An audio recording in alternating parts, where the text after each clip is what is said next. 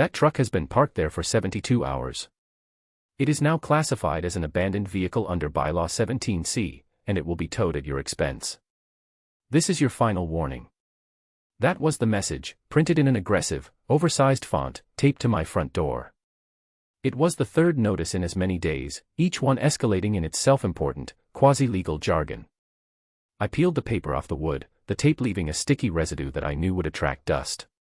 It felt like a fitting metaphor for Carol, the president of our homeowners association. She was a sticky residue on an otherwise peaceful life. Let me know in the comments what you would do if you were in my shoes. And while you're down there, hit that subscribe button for more stories just like this one. You see, I bought this house to be left alone. My wife, Martha, passed away 2 years ago, and the silence in our old rambling farmhouse became a physical weight. I needed a change, a place with less memory attached to every floorboard. This suburban neighborhood, with its manicured lawns and identical mailboxes, seemed like the perfect anesthetic. It was quiet, orderly, and blissfully anonymous. I'm a field engineer for a federal agency. I spend my days solving complex problems in stressful environments. When I come home, I want my biggest challenge to be deciding what to have for dinner. Unfortunately, I hadn't factored in the homeowners association, or more specifically, its tyrannical leader, Carol Perkins. Carol was a woman who seemed to be powered by pure, unadulterated spite. She patrolled the neighborhood in her golf cart, a clipboard permanently affixed to her hand, her eyes scanning for infractions like a hawk searching for field mice. A garbage can left out an hour too late. A $30 fine. A garden gnome deemed tacky. A cease and desist letter. She was the architect of a beige-colored dystopia, and she ruled it with an iron fist. The conflict started, as these things so often do, over something utterly insignificant. But it would escalate into a full-blown war, one that would see her perfect, manicured world crumble into dust. And it all began with my truck. I suppose I should back up and explain. My name is Frank. I'm 58 years old, and for the last 30 of those years, I've worked for a branch of the federal government that prefers not to advertise its existence. My job involves maintaining and repairing sensitive communication and surveillance equipment across the country. It's technical, precise work, and it often requires me to be on call at a moment's notice. For this purpose, I am assigned a vehicle. It's a plain, dark gray utility truck. It has no markings, no logos, no vanity plates. To the casual observer, it looks like something a plumber or an electrician might drive. It's boring by design. Its anonymity is its most important feature. Inside, however, it's a different story. It's packed to the gills with several $100,000 worth of specialized government equipment. It is, for all intents and purposes, a mobile federal installation. And according to federal law, tampering with it is a felony. I had been living in the neighborhood for about 6 months, a period of relative tranquility. I kept to myself, paid my HOA dues on time, and made sure my lawn was cut to the precise 3-inch height dictated by the covenants. I was a model citizen of Carol's little kingdom. Then, I was assigned a new project that required me to have the truck at home for a few days for a system-wide software upgrade. I parked it on the street, directly in front of my house, just as I was legally entitled to do. It wasn't blocking a driveway, a hydrant, or the flow of traffic. It was just there. The first notice appeared on the windshield the next morning. It was a polite, pre-printed warning about a 48-hour street parking limit for commercial vehicles. I sighed, crumpling it up. The truck wasn't commercial, but I wasn't in the mood to argue. I moved it to a different spot a few houses down. Problem solved, I thought. How naive I was. The next day, a new notice was taped to my door. This one was more personal, handwritten in an angry scrawl. Moving the vehicle does not reset the clock.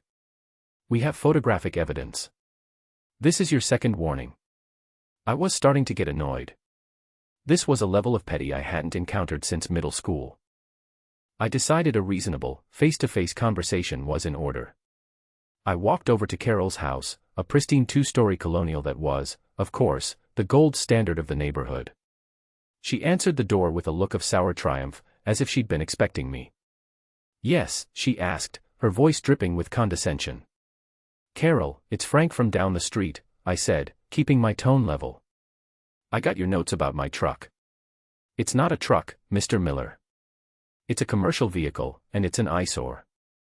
It lowers property values. It's my work vehicle, I explained patiently.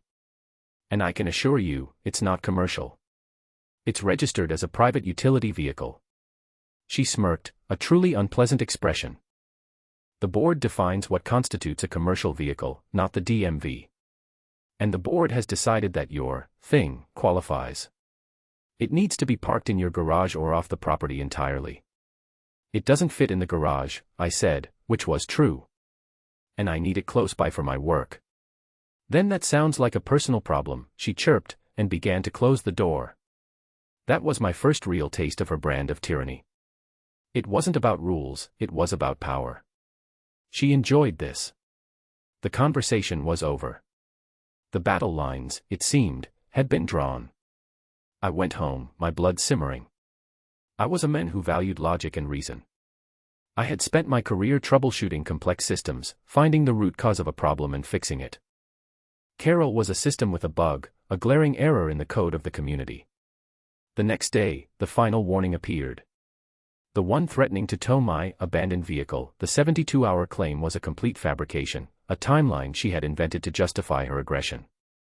I stood in my driveway, looking at the truck. It was just a gray box on wheels, but it represented my livelihood. More than that, it was now a symbol of this ridiculous power struggle. Towing it wouldn't just be an inconvenience, it would be a direct challenge. And inside that truck was equipment that was federally protected.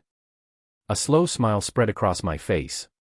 She thought she was dealing with a quiet, retired widower who would just roll over. She thought she was towing a plumber's truck. She had no idea that she wasn't just picking a fight with me. She was picking a fight with the United States government. And I, as a loyal employee, was about to facilitate the introduction. She was digging her own grave, one ridiculous bylaw at a time. My job was simply to provide the shovel and let her get to work. My first step was to treat this not as a neighborhood squabble but as a professional operation. The objective was clear: neutralize the threat posed by Carol. The methods, however, needed to be precise, legal, and utterly devastating. I wasn't interested in a shouting match on her lawn. I was interested in a systematic dismantling of her authority. I spent that evening in my home office, a room Martha had always called my bunker. I pulled up the HOA's articles of incorporation, its bylaws, and all the meeting minutes from the past 5 years, which were available on the community website. I read them line by line, the way I would read a technical schematic, looking for weaknesses, inconsistencies, and loopholes. The language was a masterpiece of amateur legal drafting, full of vague terms and contradictory clauses. The section on commercial vehicles, for instance, was so poorly defined that it could technically apply to a teenager's car if it had a pizza delivery sign on top. It was designed for selective enforcement. It was designed to be a weapon. Next, I took a walk around the neighborhood, this time with a purpose. I counted the number of actual commercial vehicles, landscapers' trucks, contractors' vans, even a real estate agent's car with a massive decal on the side. They were everywhere. I took time-stamped photos of each one on my phone. Selective enforcement was not just bad policy, in some cases, it could be legally actionable. My final preparation for the evening was to upgrade the truck's security. It already had a standard government-issued alarm and GPS tracker. I added 2 of my own high-resolution, wide-angle cameras, discreetly mounted. One faced forward, one faced back. They were motion-activated and uploaded their feed directly to a secure cloud server. If a tow truck so much as breathed on my vehicle, I'd have it in 4K video from 2 different angles. The next morning, I woke up early and saw Carol on her morning patrol. She slowed her golf cart as she passed my house, her eyes lingering on the truck. She had a phone to her ear. I watched from my window, sipping my coffee. The call was probably to her pet towing company. The trap was set. Now, I just had to wait for the mouse to go for the cheese. The tow truck arrived just after 10 a.m. It was a big, greasy-looking flatbed from a local company I'd never heard of. The driver, a large man with a stained shirt, lumbered out and began looking at my truck, a confused expression on his face. I let him work for a minute, watching from my window as he hooked up a chain to the front axle. This was the critical moment. The second his equipment made contact with a federally owned asset with the intent to move it, he was crossing a line. I opened my front door and walked out calmly, my phone in my hand, recording. "Excuse me," I said, my voice polite but firm. "Can I help you?" The driver looked up, startled. "Got a call to tow an abandoned vehicle." "You the owner?" "I am," I said.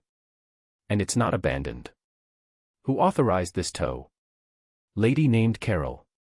"HOA president," he grunted, tightening the chain. "I see," I said. "Well, I need you to unhook my vehicle immediately." He laughed. A short, barking sound.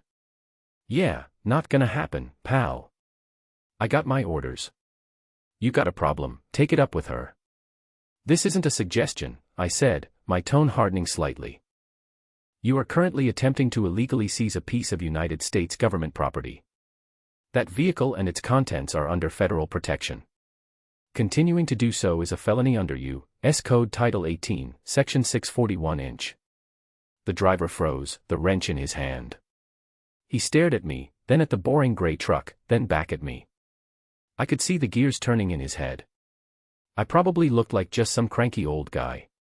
The truck looked like nothing special. My claim was absurd. Government property. "This piece of junk," he sneered, but his confidence was gone. The seed of doubt had been planted.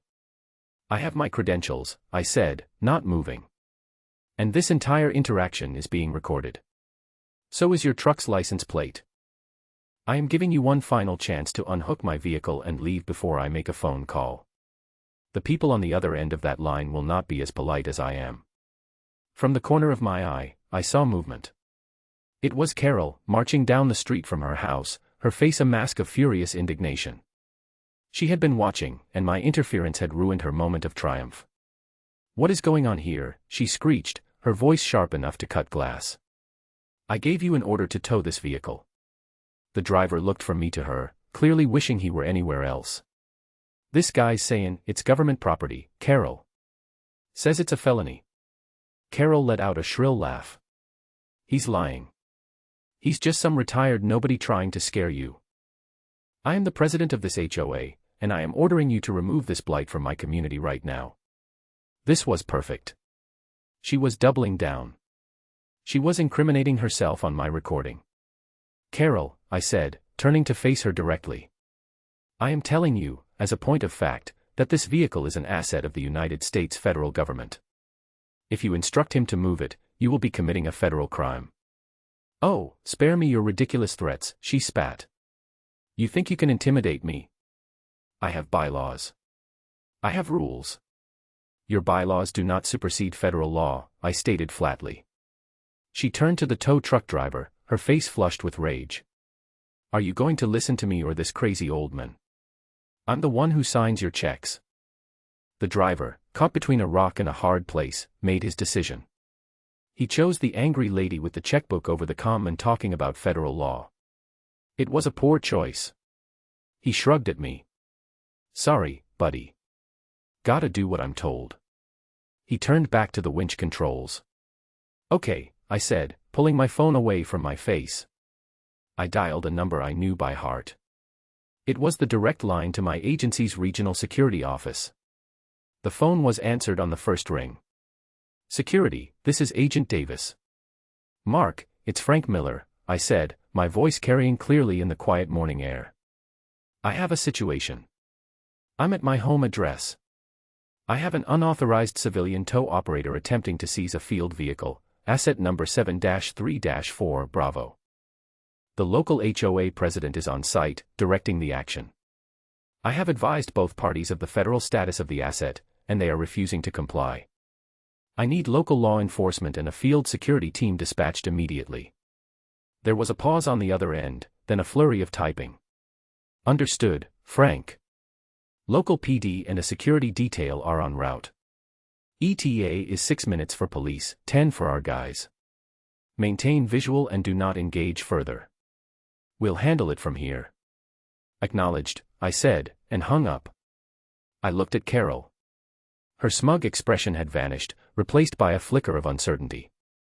The tow driver had stopped working, his hand hovering over the controls. The official-sounding language, the asset numbers, the calm, professional tone, it was starting to sink in. "Who was that?" Carol asked, her voice a little less shrill. "That was my office," I said. "They're sending some people over to help us sort this out. The local police should be here in about 5 minutes." The color drained from her face. The word police had a magical effect. The tow driver immediately started unhooking the chain from my truck, moving with a speed I wouldn't have thought possible. What are you doing?" Carol stammered at him. "I ain't gettin' arrested for you, lady," he grumbled, throwing his equipment back onto his flatbed. "This is way above my pay grade." Within 30 seconds, he was back in his cab. He didn't even look at Carol as he pulled away from the curb, leaving her standing alone on the sidewalk, sputtering in impotent rage. She turned her fury on me. You think you've won? You have no idea what you've just started. I will make you regret this. I will ruin you." Before I could respond, a local police cruiser rounded the corner, its lights flashing. It pulled up and 2 officers got out. They saw me, they saw a furious Carol, and they had the weary expressions of men who knew their day was about to get complicated. The first officer approached me. "Sir, we got a call about a dispute." "Yes, officer," I said calmly. "That woman," I pointed at Carol, "hired an illegal tow service to seize my vehicle, which is federal property. I have it all on video." Carol started shouting, a torrent of nonsense about bylaws and abandoned vehicles and me being a liar. The officers listened patiently, their faces impassive. Just then, a black SUV with government plates pulled up behind the police car. 2 men in sharp suits got out. They were from my agency security detail. They walked over with an air of quiet authority that made the local cops stand up a little straighter. One of my colleagues, a guy named Ben, nodded to me. "Frank. Everything okay?" "It is now, Ben. Thanks for the quick response." Ben turned to the police officers. He discreetly showed them his credentials. "This is a federal matter now, officers. We can take it from here. We'd appreciate it if you'd just keep the peace." The cops looked relieved. Dealing with a crazy HOA lady was one thing. Getting involved in a federal incident was another. They nodded and stepped back, content to be spectators. Ben then turned his attention to Carol. His voice was soft, but it carried an unmistakable edge of steel. "Ma'am, I'm a special agent with the United States government. We understand you attempted to have a piece of our equipment illegally impounded. Is that correct?" Carol, now faced with actual, no-nonsense authority figures, seemed to shrink. Her bluster evaporated, replaced by a stammering, defensive posture. I was just enforcing the neighborhood bylaws," she whimpered. "That truck. It's been parked for days. It's an eyesore." "Ma'am, your neighborhood bylaws are irrelevant," Ben said, his voice flat. "You have interfered with a federal asset during an active operation. That is a very, very serious offense. We could press charges that carry a penalty of up to 10 years in prison." Carol looked like she was going to faint. Prison? For towing a truck? The concept was so far outside her little world of fines and angry letters that she couldn't process it. "For today," Ben continued, "we are not going to press charges. We are going to consider this a warning. You will not approach Mr. Miller again. You will not touch, photograph, or even look at his vehicle again. You will cease all forms of contact and harassment immediately. Do you understand?" She nodded mutely, her eyes wide with fear. "I need a verbal confirmation, ma'am." "Yes," she whispered. "I understand." "Good," Ben said. He handed her a business card. "If you have any further questions, you can direct them to our legal department at this number. Have a nice day." With that, he and his partner got back in their SUV and drove away. The police officers gave Carol one last warning look, told her to go on home, and then they, too, left. I was alone on the street with Carol. She stood there for a long moment, trembling, her face a mottled red and white. She looked at me, and the fear in her eyes was replaced by something else, something much uglier. Pure, undiluted hatred. She didn't say a word. She just turned and stalked back to her house. I knew, in that moment, that this was far from over. I had won the battle in spectacular fashion, but the war had just begun. I had humiliated her, and a person like Carol doesn't forgive humiliation. They seek revenge. I had expected her to be quiet for a while, to lick her wounds and contemplate the federal prison sentence she had so narrowly avoided. I had underestimated the depth of her vindictiveness. The very next day, the escalation began. It started small. A circular was distributed to every house in the neighborhood. It was titled, Community Safety Alert. It didn't mention my name, but it was clearly about me. It warned residents about a new element in the neighborhood, a secretive individual who was operating a suspicious vehicle with unknown surveillance capabilities and had threatened our community president with government intimidation. It was cleverly worded to be just shy of libelous, but the message was clear: I was the enemy. I was a dangerous outsider. The effect was immediate. My friendly waves to neighbors were met with nervous glances and hurried retreats. The couple next door, with whom I'd had pleasant chats over the fence, suddenly found their hedges fascinating whenever I was outside. I was being socially isolated, painted as a pariah. I knew this was Carol's work. She couldn't attack me directly, so she was turning the community against me. It was a classic tactic of a petty tyrant: control the narrative, poison the well. A few days later, the next attack came. I received a certified letter from the HOA's lawyer. It was a formal notice of violation for my wife's garden. Martha had been an avid gardener, and her prize-winning rose bushes in the front yard were my most cherished connection to her. The letter claimed the bushes were overgrown and, not in compliance with the community's landscaping aesthetic. I was given 14 days to remove them or face a daily fine of $100. This was a direct strike at my heart. She was targeting Martha's memory. The cold, calculated cruelty of it sent a chill down my spine. The bushes were perfectly maintained. I saw to that myself every weekend. This wasn't about landscaping. This was punishment. This was the turning point. The truck was business. The garden was personal. She had crossed a line from which there was no return. My initial plan had been simply to defend myself and be left alone. Now, my objective changed. It was no longer about defense. It was about her complete and total removal from power. She wasn't just a bug in the system anymore, she was a virus that needed to be purged. My professional life has taught me one thing above all else: information is power. Carol operated from a position of assumed authority, but I suspected her foundation was built on sand. It was time to start digging. My investigation began, once again, in my home office. I moved beyond the public-facing documents on the HOA website and started looking into the financials. The HOA collected over $100,000 a year in dues. Where was that money going? The annual budgets were available, but they were vague and opaque. Large sums were allocated to categories like landscaping services, administrative fees, and community improvements, with no itemized breakdowns. I focused on landscaping services, since that was her current weapon of choice against me. The vendor listed was a company called Perennial Excellence Landscaping. A quick search of state business records revealed something interesting. The owner and sole registered agent of Perennial Excellence Landscaping was a man named David Perkins, Carol's husband. My heart beat a little faster. This was a massive conflict of interest. She was using HOA funds to pay her husband's company. Was it illegal? Not necessarily, if it was disclosed and voted on by the board. But it smelled bad. It smelled like graft. I needed more. I needed to know if the fees were legitimate. I found an old invoice from a different landscaping company that the HOA had used 5 years ago, before Carol became president.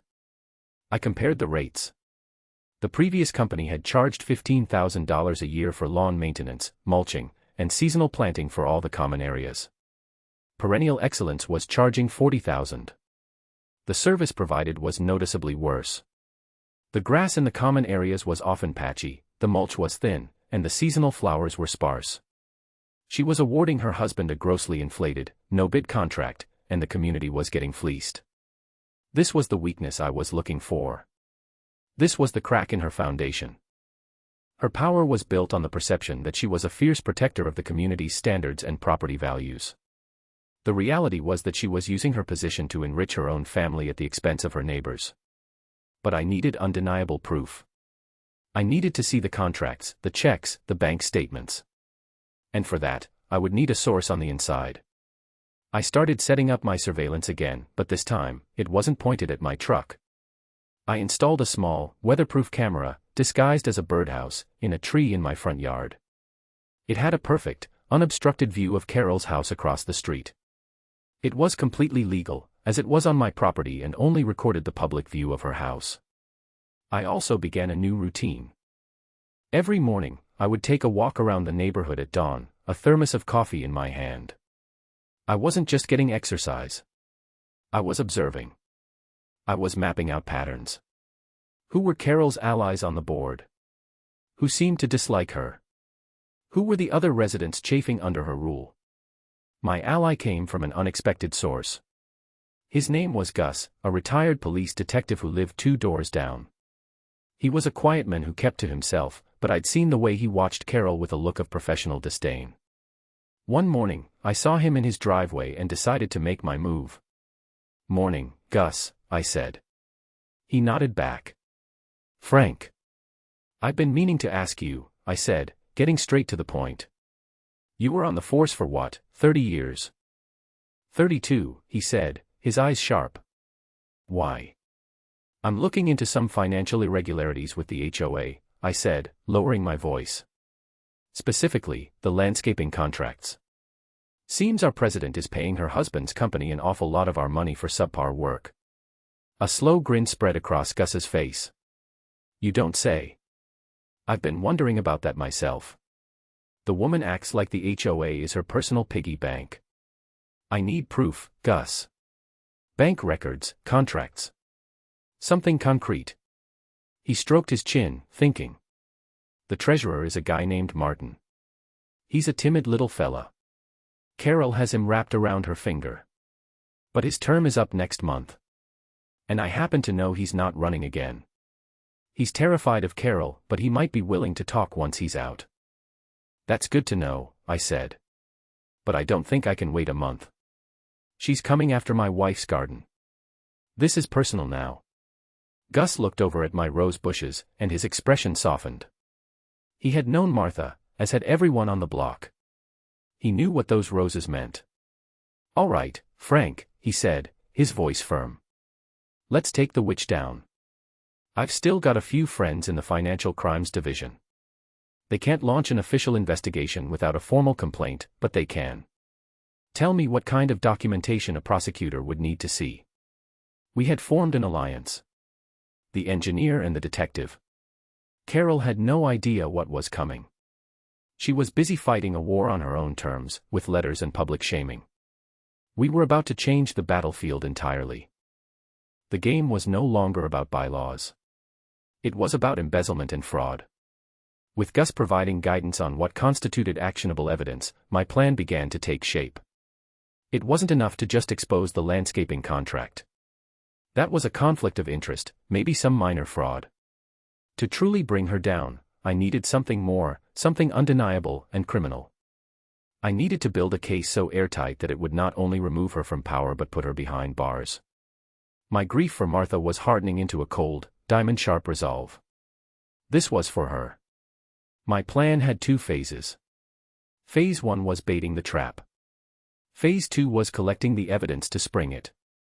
The bait was the upcoming annual HOA meeting. It was scheduled in 3 weeks. This meeting was typically a sleepy affair where Carol would read a prepared statement, the board would rubber stamp her budget, and everyone would go home. This year, I intended to make it a spectacle. I needed to get the other homeowners on my side, to break through the fear and apathy Carol had cultivated. I drafted a letter of my own. It was calm, factual, and devastating. It laid out the basic facts. The HOA was paying $40,000 a year to a company owned by the president's husband. It included the state registration documents for Perennial Excellence Landscaping, with David Perkins's name on it. It included the invoice from the previous, cheaper company for comparison.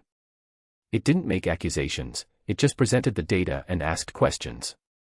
"Is this the best use of our dues?" it asked. "Was this contract put out for a competitive bid? Has the board voted to approve this clear conflict of interest?" I printed 100 copies. Then, in the dead of night, 2 days before the meeting, I walked the entire neighborhood and placed a copy in every single mailbox. It was a declaration of war. Phase 2 was the evidence collection. While the neighborhood was digesting my letter, I focused on Carol's house. My birdhouse camera had been recording for over a week. I spent hours poring over the footage, looking for anything out of the ordinary. Most of it was boring, Carol coming and going in her golf cart, her husband leaving in his landscaping truck. But then I saw it. Every Friday afternoon, like clockwork, a black luxury sedan would pull into her driveway. A well-dressed man would get out, hand Carol a thick manila envelope, and then leave. The entire exchange took less than a minute. It was discreet, professional, and screamed, illicit transaction. Who was this man? I ran the license plate through a public records database. The car was registered to a holding company, which was in turn owned by a large property developer, Omnicorp. Omnicorp. I recognized the name. They were the developers who had just gotten approval from the county to build a massive, high-density condominium complex on the land bordering our neighborhood. The project had been hugely controversial. Nearly everyone in our community had opposed it, fearing the traffic, the noise, and the strain on local resources. Everyone except Carol. She had been the project's most vocal supporter. At town hall meetings, she had argued passionately that the development would be good for the community, that it would bring in new businesses and raise property values.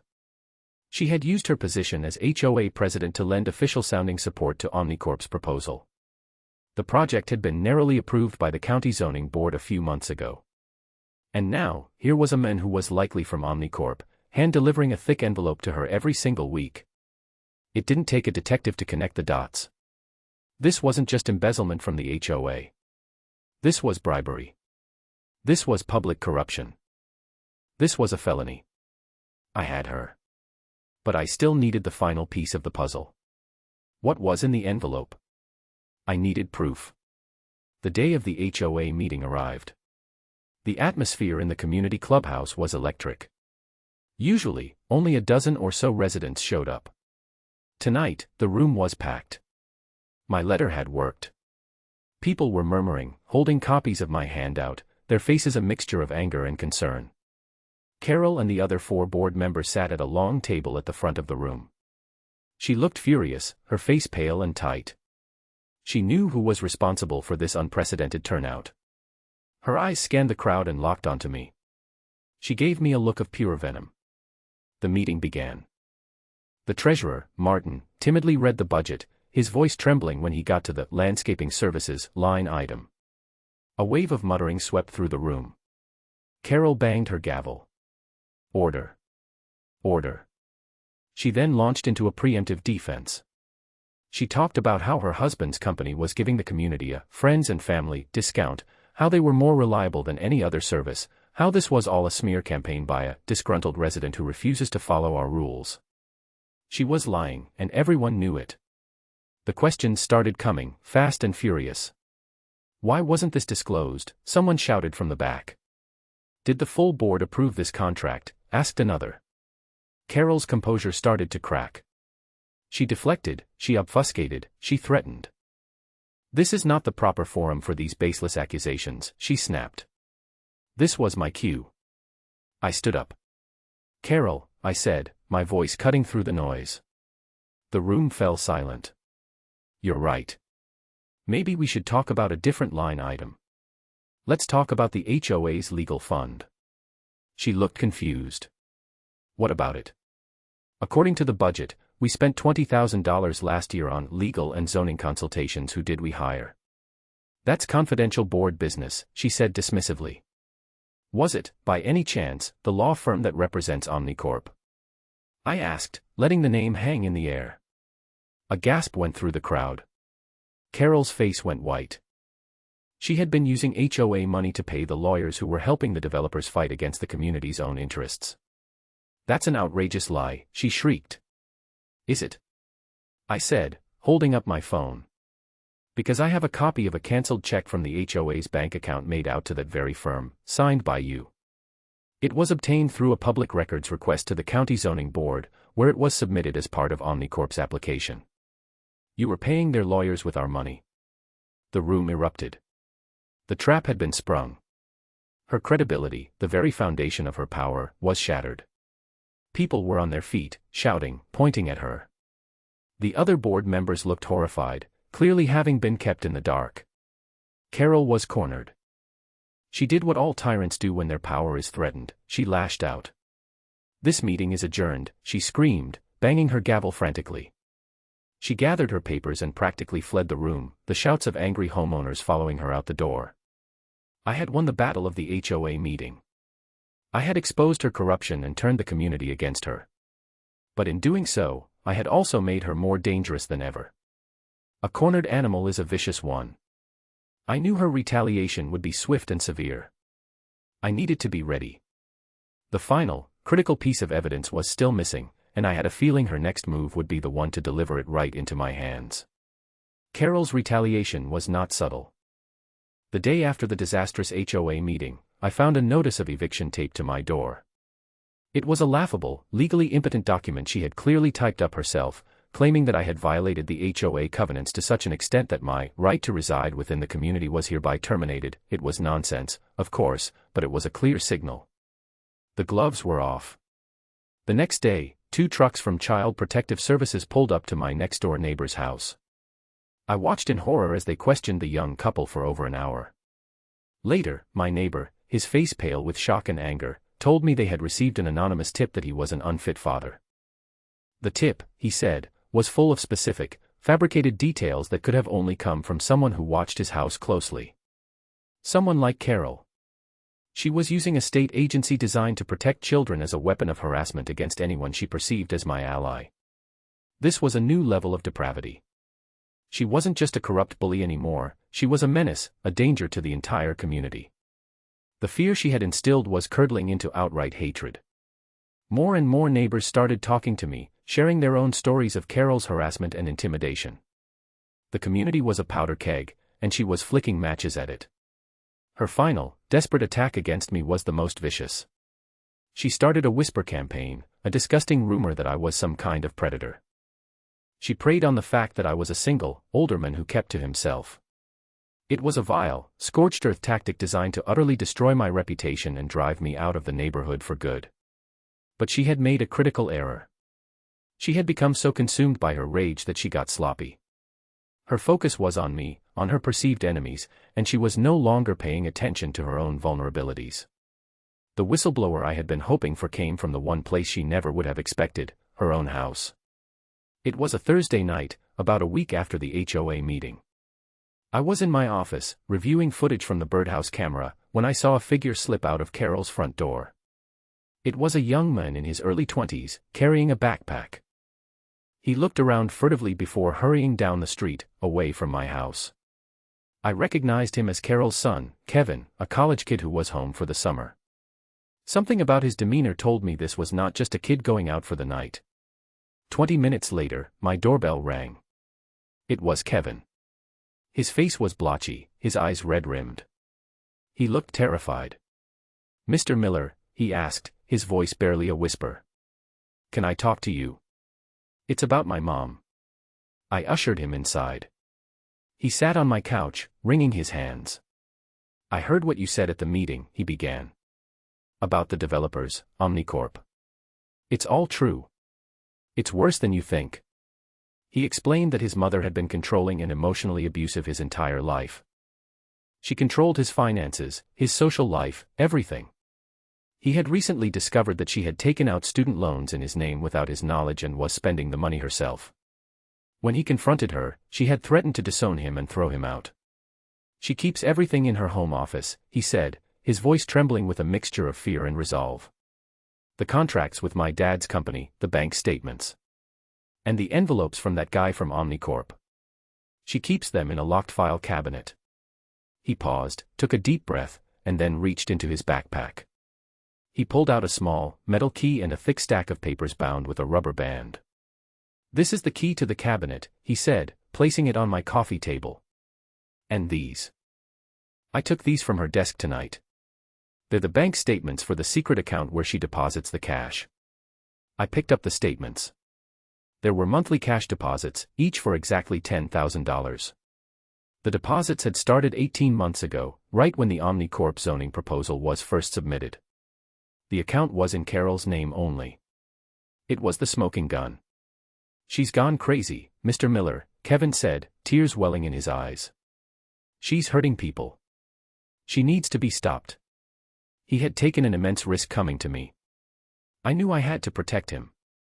"You did the right thing, Kevin," I said gently. "But you can't be here when this all comes down. Do you have a place to go? A friend you can stay with?" He nodded. "I can stay with my girlfriend. I've already packed a bag." "Good," I said. "Go there now. Don't contact your parents. Let me handle this.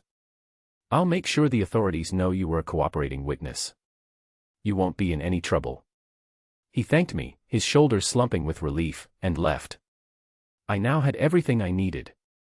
I had the landscaping fraud, the bribery, the bank statements, and the key. I also had an inside source who could testify against her. The time for neighborhood meetings and public shaming was over. It was time to involve the professionals. The next morning, I made 2 phone calls. The first was to Gus. I told him what I had. He let out a low whistle. "Frank, this is big league. This is wire fraud, mail fraud, public corruption. This is federal." "I know," I said. Which brings me to my next call. My second call was to a man I hadn't spoken to in years, a former colleague who was now a high-ranking agent in the FBI's public corruption unit. I laid out the entire case for him, from the petty HOA harassment to the OmniCorp bribes. I told him about the evidence, the witness, and the key. He was silent for a long moment when I finished. Then he said, "Frank, you've gift-wrapped a major felony conviction for us. Where are you right now?" "I'm at home." "Stay there," he said. "We're coming to you." 2 hours later, 2 FBI agents were sitting in my living room. I gave them the bank statements, the key, and a copy of all my documentation, including the videos of the tow truck incident and the men from OmniCorp. They listened intently, their faces grim and professional. When I was done, the lead agent nodded. "Mr. Miller, you've built a textbook case. With the son's testimony and this evidence, we can get a search warrant for her house by this afternoon." The final showdown was not going to be at an HOA meeting. It was going to be at her front door. And the people knocking would not be angry neighbors, they would be armed federal agents. Her little kingdom of beige houses and manicured lawns was about to have a very rude awakening. I felt a cold, clean sense of satisfaction. This was justice. This was for Martha's roses. The plan was executed with the quiet efficiency of a federal operation. The FBI secured a no-knock warrant based on the evidence I provided, citing the risk of Carol destroying evidence if she were alerted. The stage was set for a dramatic, public conclusion to her reign of terror. They decided to execute the warrant the following morning at 6 a.m. It was designed for maximum surprise and minimum risk of a standoff. Gus and I were sitting on my porch, drinking coffee in the pre-dawn gloom, waiting for the show to begin. We were positioned like spectators in a theater, awaiting the final act.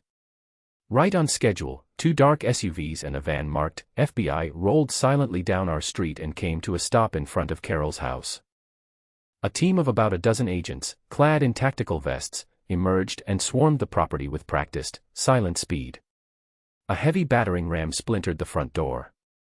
The sound cracked through the morning silence like a gunshot. Lights flashed on in houses up and down the street. Faces began appearing in windows. The entire neighborhood was waking up to witness the downfall of their queen. We heard shouting from inside the house. It was Carol's voice, not her usual imperious screech, but a sound of pure, panicked terror.